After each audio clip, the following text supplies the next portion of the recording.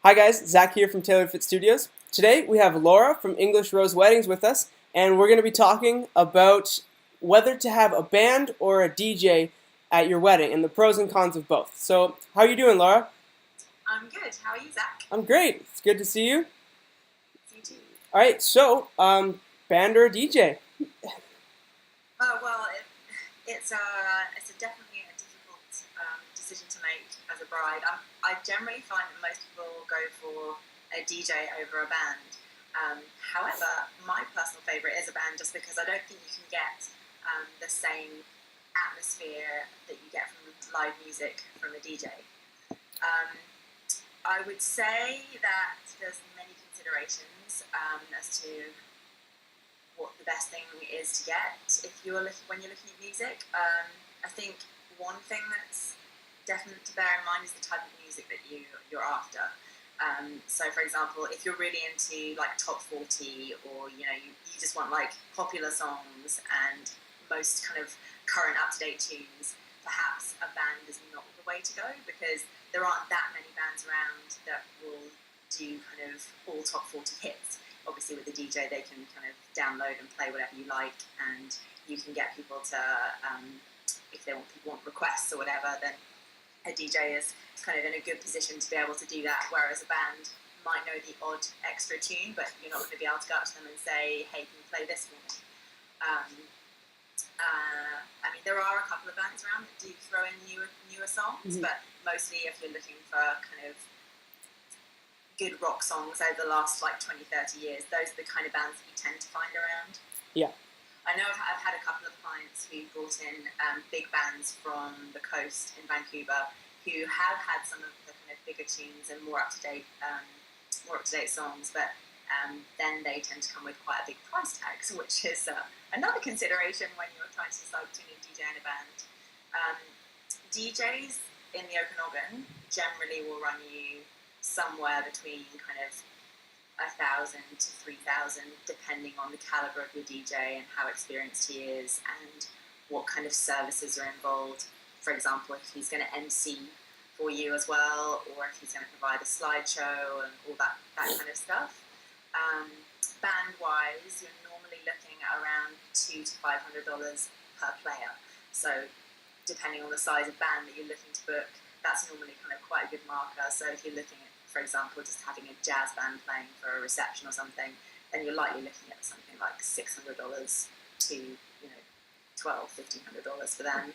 Okay, that's really interesting. I actually had no idea. So if you wanted like a huge string quartet, you gotta pay lots of people, it's lots of money. Yeah, and actually, you can have a quartet. Well, you can have a quartet here in the Okanagan Valley, but they also offer a trio and a duo in quite a lot of places because it makes it more cost effective, and people love the sound of strings for their ceremony, right? But often don't quite have the budget for the quartet because it involves more players and therefore more money.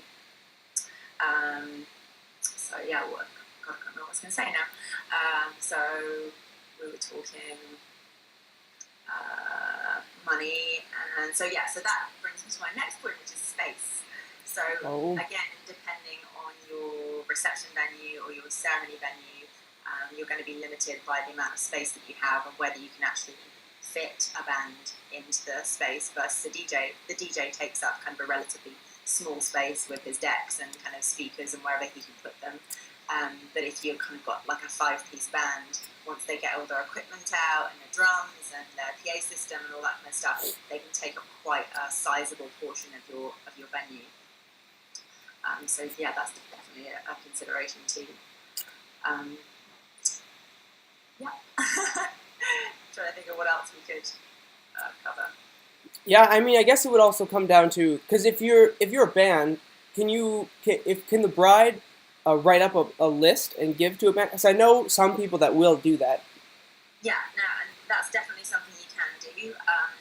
Taking us back to the example of the quartet, if it's something like that and they're asked to learn a few extra songs for the ceremony, say it's something specific like a favourite song that you'd like to play for when the bride walks down the aisle, they definitely will learn things like that. Sometimes they will just charge you a bit extra if it's something that's particularly difficult to learn or has kind of intricate harmonies for them to figure out and things like that.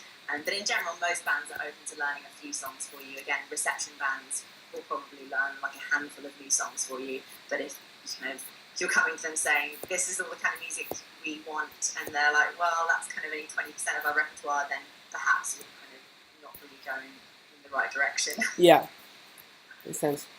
Awesome. Well, if you have a bullet round questions, okay? So your answer, your opinion for ceremonies, band or DJ? For ceremony, I love live music. I love a string quartet. That's my choice. Okay, and reception, band or DJ?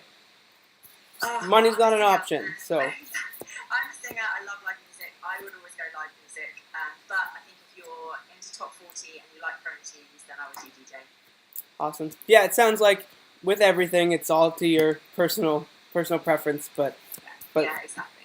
Awesome. Well, thanks for being on the show with us. It's great having you. It's great having the professional opinion of a wedding planner and somebody who also is in a band as well.